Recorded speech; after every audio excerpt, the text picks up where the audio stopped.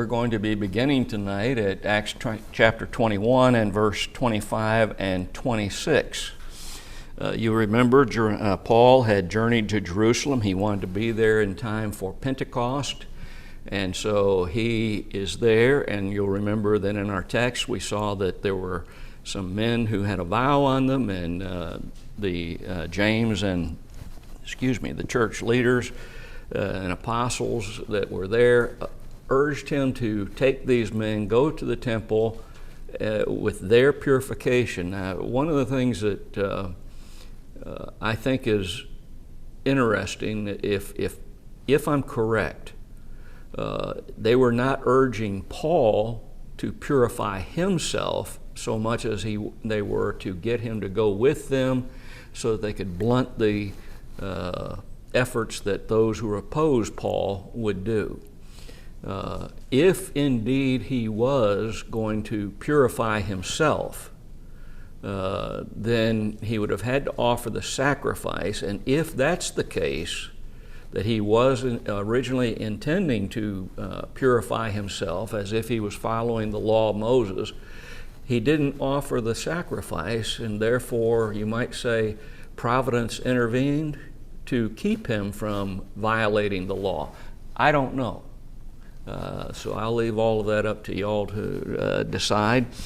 But verse 25 and 26, as touching the Gentiles which believe, we have written and concluded that they observe no such thing, save only that they keep themselves from things offered to idols, and from the blood, and from strangled, and from fornication.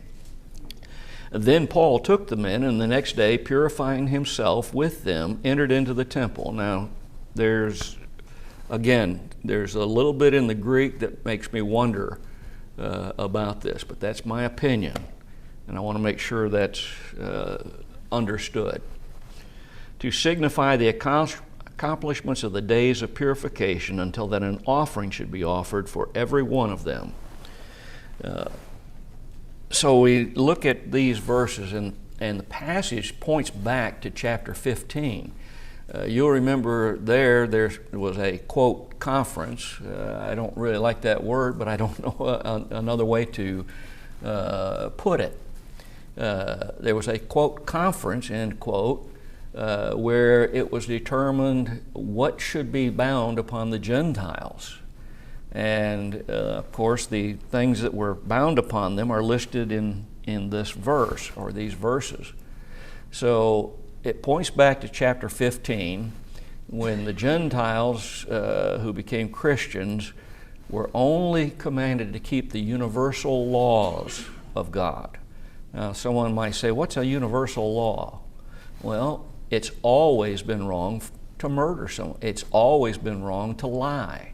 There are certain laws that have, in every single dispensation of time, have been against or contrary to God's will and His law for mankind. So they did not have to keep the heritage laws. Now, you'll say, what do you mean by heritage laws? Well, there were certain things, for instance, Timothy, Paul took Timothy and had him circumcised. Why? Because he was a Jew.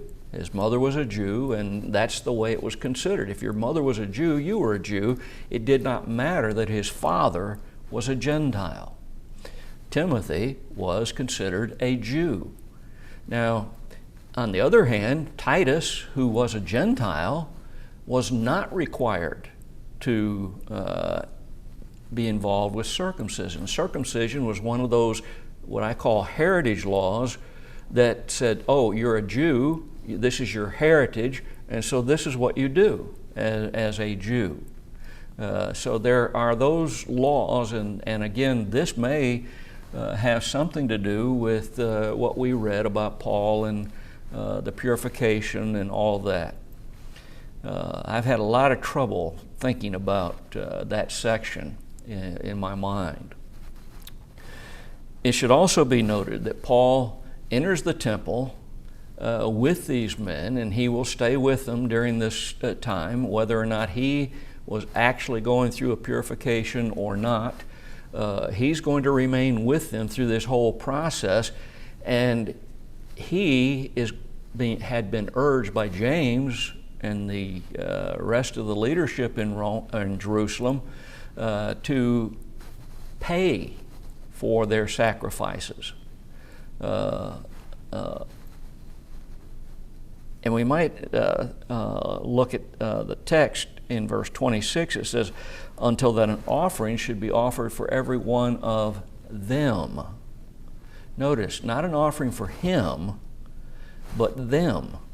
I believe that is the for and does not include Paul. Again, that's my opinion on that. In Acts 21 and verse 27, notice that it says, and when the 7 days were almost ended, notice that, almost ended, the Jews which were of Asia, when they saw him in the temple, stirred up all the people and laid hands on him. So when the 7 days were almost ended, what 7 days? The 7 days of purification. Paul was not able to make a sacrifice on this occasion because the sacrifice came after the purification ritual. For a moment, let's consider the possibility that it would have been a sin for Paul to offer this sacrifice. Roper pointed out something that was interesting to me. He said that regarding the timing of Paul's arrest by the mob, did God have a hand in the timing to keep Paul from actually participating in a blood sacrifice? Because those blood sacrifices, they're no longer worth anything. That's under the Mosaic system. Blood sacrifice in Christianity was offered by Christ, not an animal, and not a sacrifice to terminate or say it's done, it's finished. Consider Paul's recounting of this instance to Felix in Acts chapter 24 and verse 18. He said, whereupon certain Jews from Asia found me purified. Wait a minute. Our text shows us that the purification process had not been finished when these Jews came upon him. When we see him talking to Felix and giving him a recount of what took place, he said, certain Jews from Asia found me purified in the temple, neither with multitude nor with tumult. Notice, they found him purified in the temple.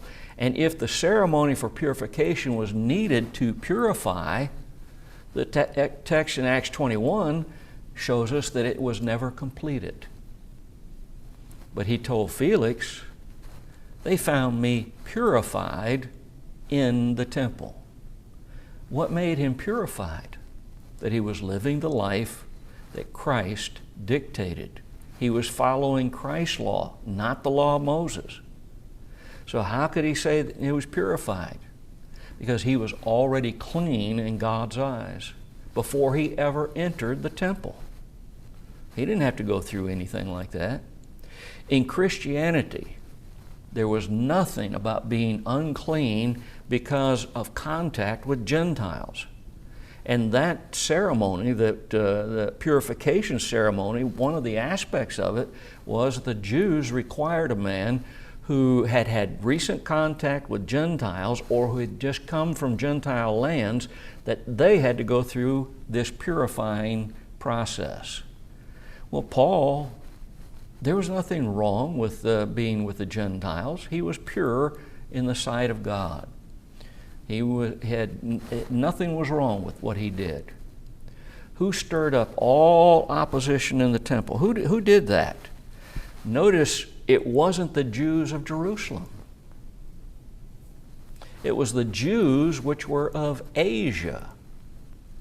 What this seems to mean to me is that these Jews who had met him in Ephesus, I think is where this is really coming from, But wherever it was in Gentiles' lands, whenever they saw him, these Jews who were trying to Judaize or remain true to the law of Moses all by itself, whether they had become Christians and tried to hold on, or whether they remained faithful law of Moses followers, some of them pointed out, Paul's here, he's among us.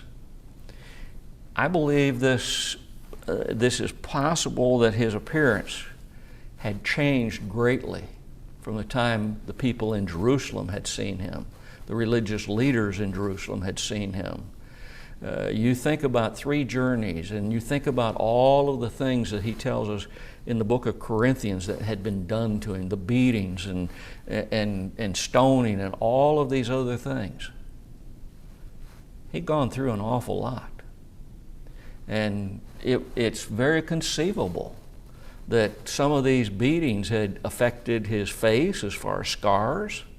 The stoning, obviously the stoning would have, he had to have been hit, I would believe, in the face by some of those stones that were hurled at him. He's going to look different to them. He probably is no longer wearing Jewish type clothing.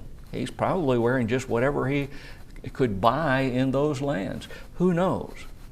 But surely his face and his body, he very possibly now is stooped over with the weight and injuries that he suffered.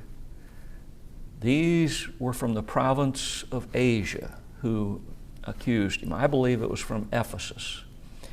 And why do I believe that? Because Trophimus was from Ephesus.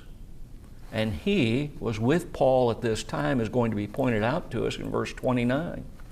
Trophimus was one of the 6 people who was traveling with Paul on this journey to Jerusalem to deliver the gift that the Gentile churches had raised to help the Christians in Jerusalem. That's seen in Acts 20 and verse 4. So these Asian Jews, it says they stirred up all the people and they laid hands on him. Who? Paul. What did these Jews from Asia do? They stirred up. This word comes from songeo, and this word means to throw into disorder. They stirred up. They threw the multitude into disorder. They caused an uproar. Thayer tells us that it means to pour together, to disturb the mind of a person. Notice they stirred up. They disturbed the minds of the people into believing that this enemy, who was a terrible man, who spoke against the law of Moses and who urged Jews not to circumcise their children anymore. Again, circumcision would be a heritage thing. This is the same word that's used in Acts chapter 19, where Demetrius, the silversmith, created a mob. What did he do? He caused disorder in their minds. He caused an uproar among the people. Consider also that this may have been the Alexander of Ephesus who led in this. Now you say, wait a minute, now you're stretching things, but wait a minute, think about it. This man, Alexander, was put forth by the Jews on that occasion to give a defense for the Jewish thinking. Where was he from? Oh, where did this take place? Oh, Ephesus. They drew Alexander out of the multitude, the Jews putting him forward, and Alexander beckoned with a hand and would have made his defense unto the people, Acts 19:33. Or could this be the Alexander of 2 Timothy chapter 4 and verses 14 and 15? Alexander the coppersmith did me much evil. Now, the Alexander of Acts 19 very well may not be this man. If Alexander the coppersmith did me much evil, and Paul said, the Lord reward him according to his works, of whom thou be aware also. You be aware of this man. He did me much harm. We hath greatly withstood our words. Maybe it's this Alexander. But nevertheless, the Jews, because of the outcry of these Jews from Asia, they laid hands on Paul. The word laid is a little different than the word we just noticed. It's epebalo, and that word means to cast upon, to lay hold of, and it's used in the idea of seizing a person to lead them away as a prisoner. But we're going to notice in the context it was more than that. What did these Jews from Asia say about Paul, which caused the multitude to be in turmoil, to have their minds all stirred up and bent out of shape, so to speak? What is it they said that caused this disturbance? Well, look at verse 28. Crying out, Men of Israel, help! This is the man that teacheth all men everywhere against the people in the law in this place, and further brought Greeks also into the temple, and hath polluted this holy place. Crying out, kadzo. It properly means to croak. Isn't that interesting? The original word properly means to croak, like a frog, or as a raven. But it signifies that they were screaming. They, generally speaking, they were calling aloud in a shrieking voice, according to Strong. There tells us it means to croak or cry or pray for vengeance.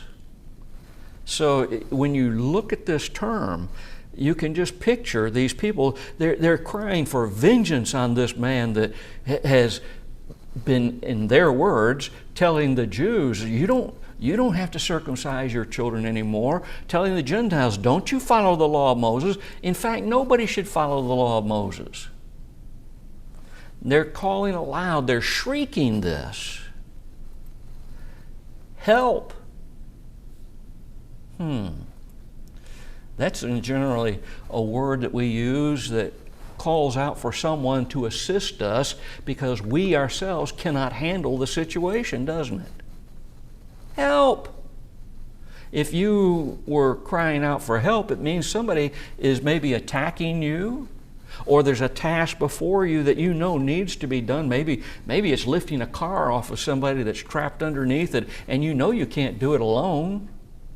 But if enough people gather with you, you can pick that car up, at least lift it up in one side.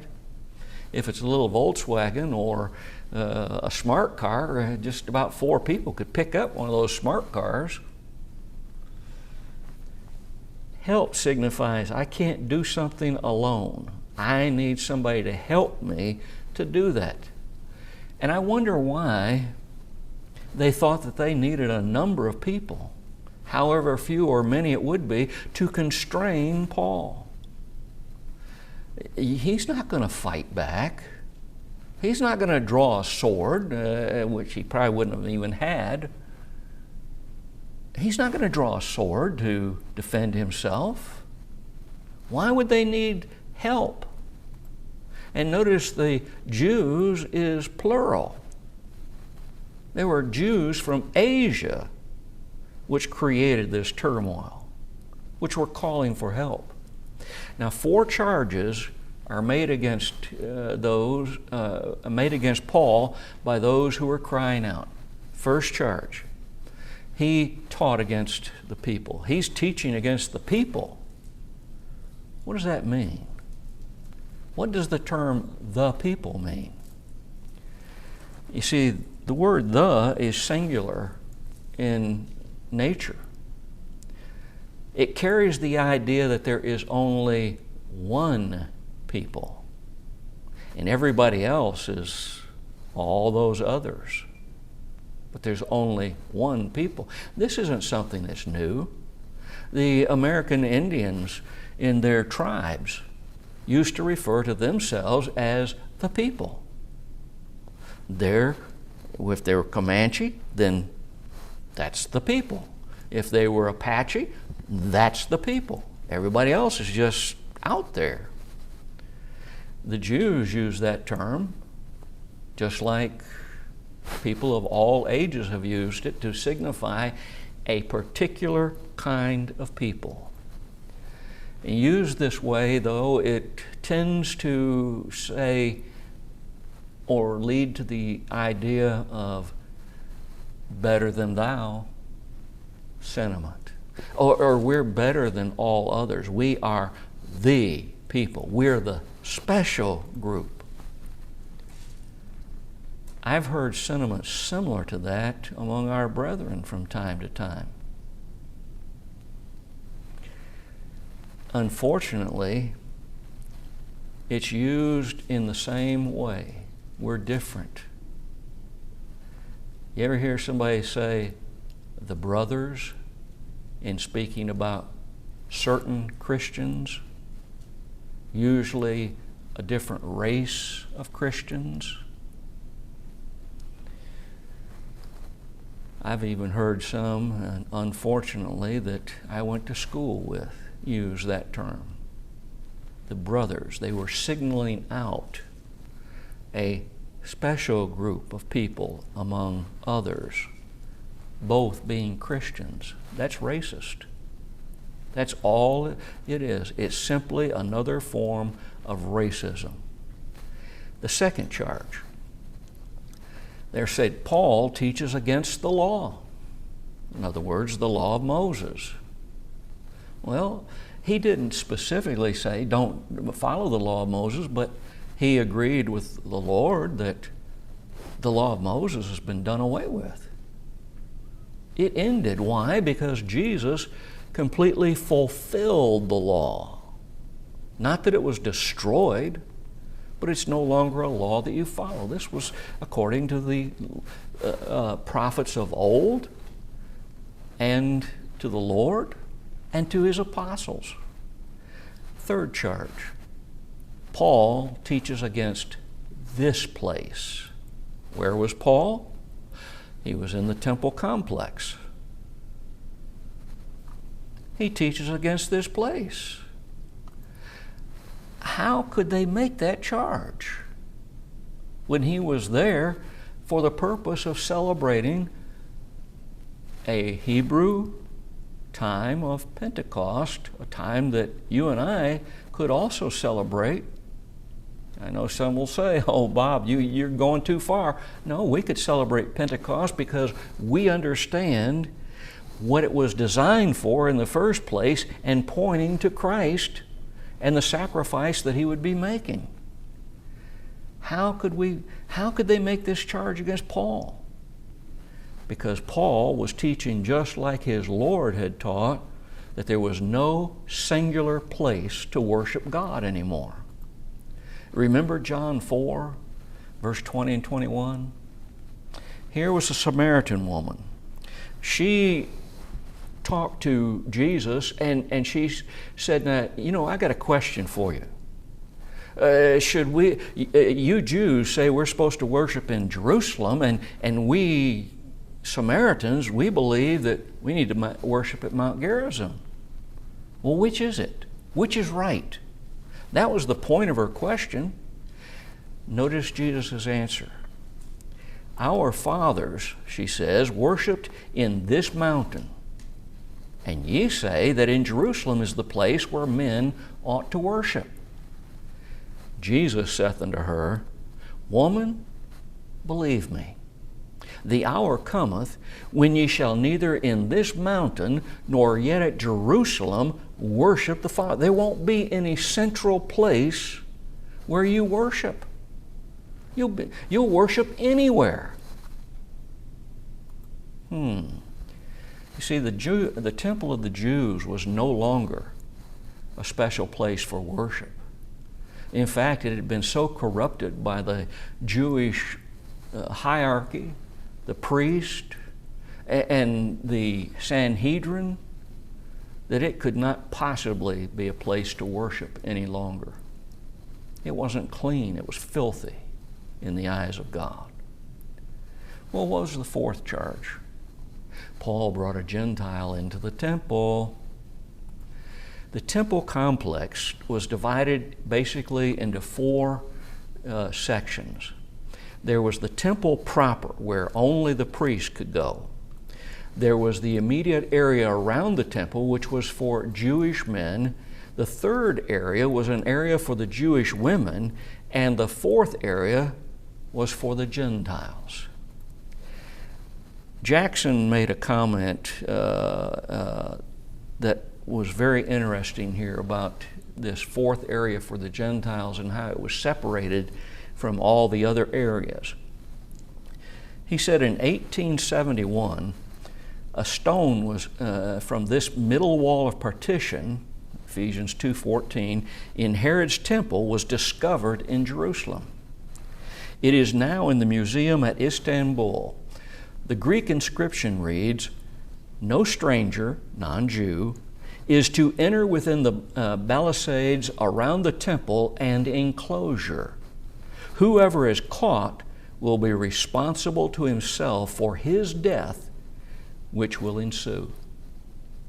So a barrier was set up, a wall, and it had these inscriptions on it. If you go past this wall and you're a Gentile, you're dead. And you're responsible for your being dead, for your execution. Now, when we study Jewish law and history and customs, it can easily be seen why these four charges of Paul would have been inflammatory to the Jews. It would have caused a riot real quick. False charges, remember, almost always have an element of truth to them. That's what makes them believable to people immediately. That is, those people who don't take the time to really think about the charge. Robertson made this interesting statement. He said, Paul had said that being a Jew would not save a man. And he was right. Paul taught that. Just simply being a Jew won't save anybody. He had taught that the law of Moses was not binding on Gentiles. He did hold, like Jesus and Stephen, that the temple was not the only place to worship God. The Jews said this is the only place. Christianity says you can worship God anywhere. We could, on Sundays, when we gather as a corporate body to worship our God, we could meet in a hayloft. We could meet outside in a park somewhere. We could meet in my chicken yard if we'd all fit in there. It doesn't matter. What matters is the heart. That's what matters. The fourth charge was simply an outright lie. Had absolutely no basis to it whatsoever. All of these charges, the present four that we're looking at, were made against Paul out of pure, blind hatred. That's all it was. They hated this man that they looked at as being a traitor because he had been such an outspoken defender of the law of Moses that it had even gone to the extent of killing people who became Christians, putting them in prisons, men, women, and children. Reese asked, who or what really polluted the holy place? Paul or the hatred of the Jews? I think he's got a point. It was their hatred of this man that made them want to kill him. And where did this hatred manifest itself? On the premises of the temple complex. Upon what did they base their fourth false charge? Well, that's what verse 29 tells us. For they had seen before with him in the city Trophimus, an Ephesian, whom they supposed that Paul had brought into the temple. You know, suppositions can get us into a world of trouble. Suppositions can lead us down a path of false religion. You know, our world around us, many religious people, their supposition is that if I like what I'm doing in worship, then God will surely like it. That supposition will get a person in trouble. That supposition will cause a person to lose their soul unless they repent of it. Trophimus, again, remember, was not the only Gentile whom Paul had entered Jerusalem with. In Acts 20 and verse 4, we see 7 brethren. Most of them have Gentile names. Dale made this interesting observation. He said, evil minds and wicked hearts. Now listen to him. Evil minds and wicked hearts possess fertile imaginations and easily draw some circumstantial conclusions that are wrong.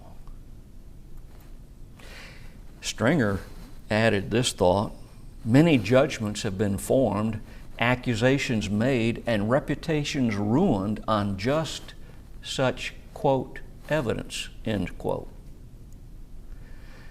And it's true. Suppositions will lead a person to make decisions about someone or something that have no right to exist and which can be totally wrong and hurt the reputation. Think, for instance, in the first century, Christians were being accused of being cannibals. Why? Because they partook of the Lord's Supper, which represented the body of Jesus and the blood of Jesus. And so the enemies of Christianity were making that accusation. And if you didn't know the facts behind it, if you didn't know the truth, how would you feel toward a person whom an accusation like that had been made against? We need to make sure as Christians that we have all the facts before we make assumptions. Look at verse 30. And all the city was moved, and the people ran together, and they took Paul and drew him out of the temple, and forthwith the doors were shut. Notice, all the city was moved. Well, that's an exaggeration, and we know that. Notice the word moved. Kineo. And this word means, according to Thayer, to move, to excite. We saw the idea of that already expressed before. To cause a riot, he continues, disturbance, to throw into commotion. All the city became excited. All the city joined in this disturbance. That is, all the city that was around near enough to know or to hear this charge against Paul. They were thrown into commotion. What did it cause them to do? The people ran together. The term ran together comes from the Greek word syndroma, and it means a running together that is in a riotous concourse. It doesn't just say like a cross-country meet where all the runners are running together. Here it describes something that is more than just running to a place. It signifies a riotous running. They're screaming. They're yelling. Their motive is a false charge. And their intent is to kill Paul. There it tells us it's a running together, a concourse, especially hostile or riotous. So notice the lexicons agree that this was not just them people running towards something, it's running towards someone in a hostile, riotous manner. And they took Paul and drew him out of the temple. At a glance, the words took and draw may appear in the English to be kind of a repetitive language to make a point. But in the Greek, they're two different words. The word took is epim lamban om ahi. And this word means to seize someone, to take possession of them, according to Strong and Thayer. The word drew is helko, and it refers to someone who is being dragged off. You see the difference between the two words? The one means to seize someone, to take possession of them. It could simply refer to someone grabbing hold of another person and they have seized him. They have taken possession of him. He can't get away. But the word drew is a word that means that they drug him. To drag him, they had to knock him down. They had to be pulling him. Violence was already being exercised toward Paul. And we'll see that even further in a few verses. Notice these Jews were not content to escort Paul out of the temple complex. They roughly dragged him out. Violence is being shown toward this one that they hate, whom they despise. And forthwith the doors were shut. There's some controversy over what doors are meant here. Was it the doors that admitted someone into the temple complex itself? Was it a door that separated, or an archway or something that separated the place of the Gentiles from the rest of the temple complex? Or was it the temple doors themselves? Robertson believed that this referred to the door that separated the inner court from the court of the Gentiles. And I tend to go along with that, but if a person thought it was just the temple doors themselves that were shut, it's of no consequence as far as I can understand. McGarvey estimated that the temple complex itself sat on a total of 35 acres. That's a big space. That's a huge space. A lot of people could be in there at the same time. I can't help but think of the pictures we have seen in the fall of our year, as we call it, of those who follow Islam, and they go into a big arena and they're packed so tight that people have actually fallen and been trampled to death by circling around this stone that they have, this supposed holy place in Mecca. 35 acres. A lot of people can be put in that area. Now, since they intended to kill Paul, why were they dragging him out of the temple? Why did they want him outside the complex? At the very least, outside of the area where the priest, the men, and Jewish women could go, maybe just as far as the area of the Gentiles. I think it was all the way out. Well, you see, they intended to kill Paul. Verse 31 is going to show us that. They weren't going to do this inside the temple complex because that would pollute the temple. Do you remember in the life of Jesus when Judas betrayed the Lord and Judas realized he'd done wrong and he took back the silver that he'd been paid and ended up they wouldn't take it? Why? Oh, we can't take what was paid for blood. What's the difference of giving the money in the first place or taking it back? It was for blood. How hypocritical. But they weren't about to kill Paul in the temple complex. So they're dragging him out. How does the murder of an innocent man not defile the temple when those who performed the murder later went back into the temple to worship? Look at verse 31 and 32. As they went about to kill him, tidings came unto the chief captain of the band that all Jerusalem was in an uproar, who immediately took soldiers and centurions and ran down unto them. And when they saw the chief captain and the soldiers, they left beating of Paul. The intention of the mob is clearly stated here. They were going to kill him. I would say they were going to murder him. I didn't look up the original word there. It may be the word for murder. Consider the words of Paul to the Roman brethren here.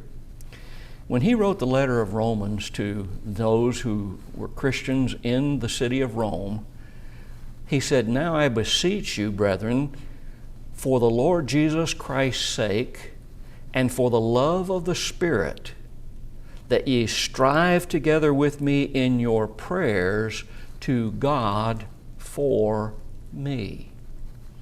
It's believed by most that this letter to Rome was written before this instance where Paul is now in Jerusalem and the Jews have laid hold of him. Wouldn't that be interesting if indeed it is the case? Paul knew that he was going to end up going to Rome. He didn't know how he was going to get there. He probably would have been shocked to realize how this would all take place. But the Spirit hadn't told him that.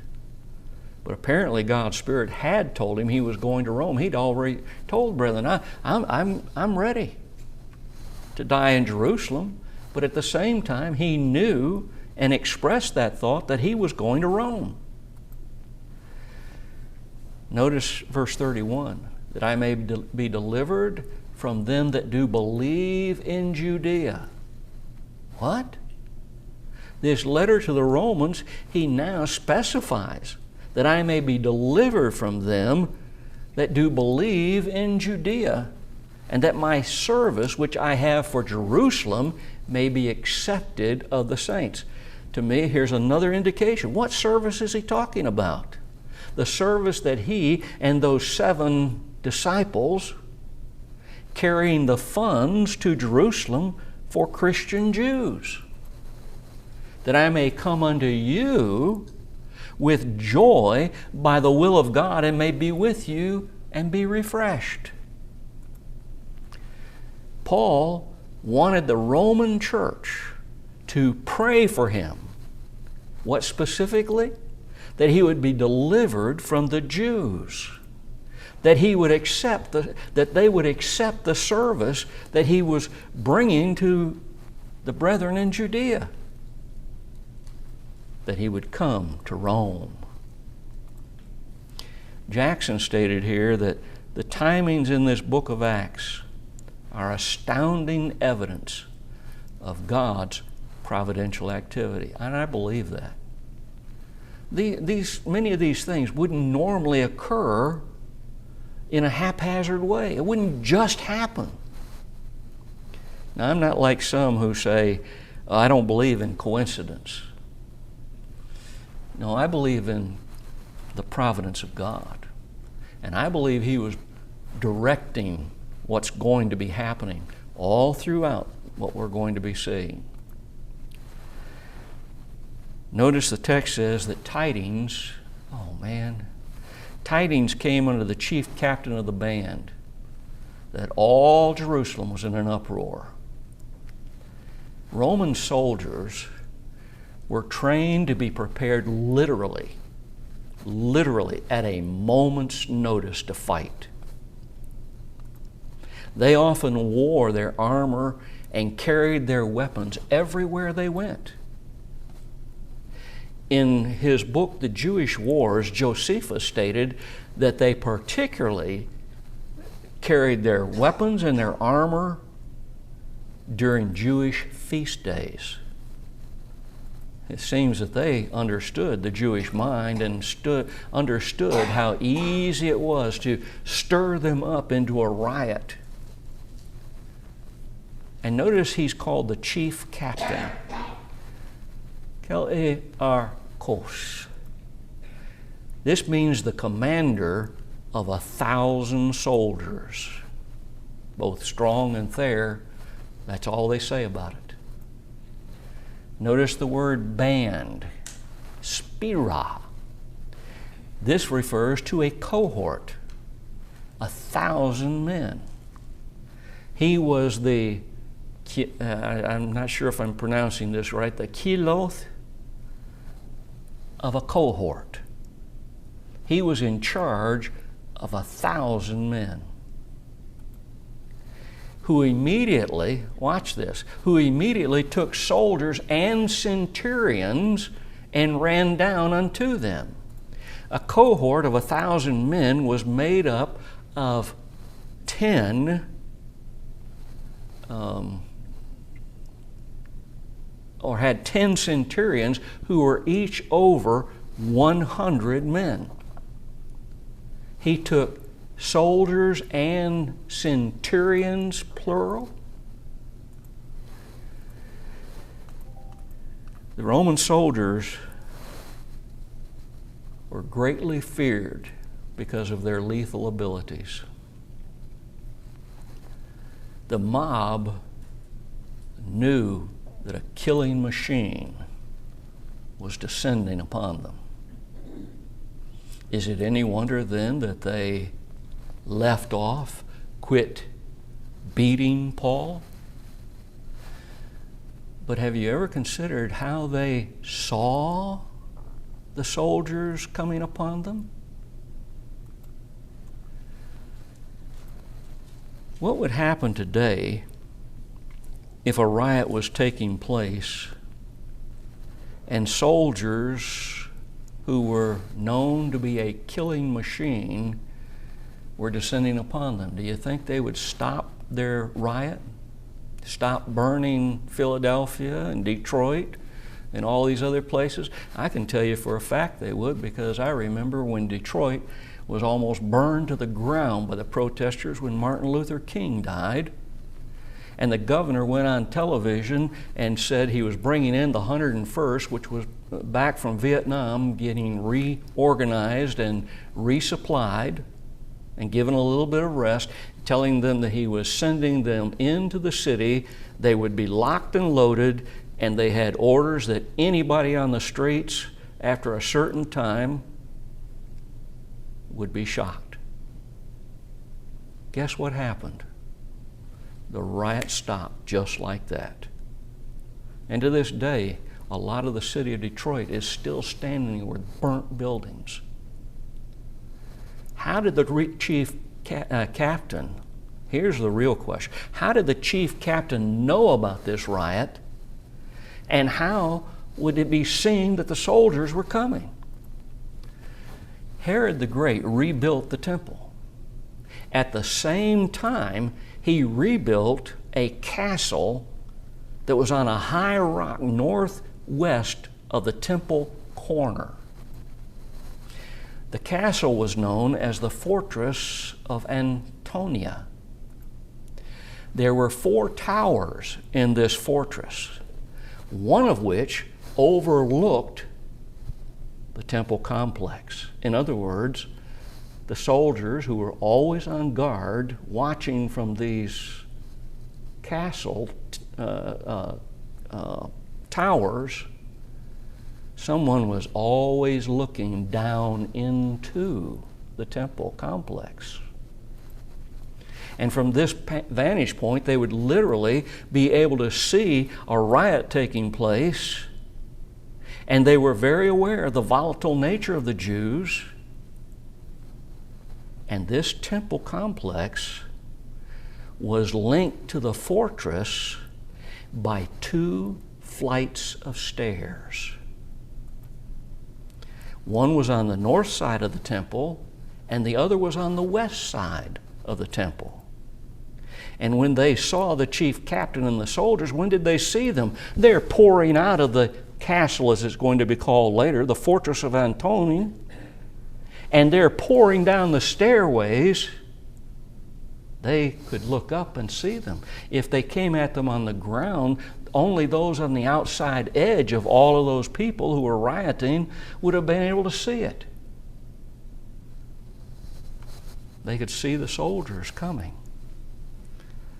And when they saw the chief captain and the soldiers and those centurions, they left off, they quit beating Paul. If you and I were to see a killing machine descending upon us, we'd quit whatever activity it was that we were doing that was contrary to the law too, wouldn't we? We'll come back with verse 33 and 34.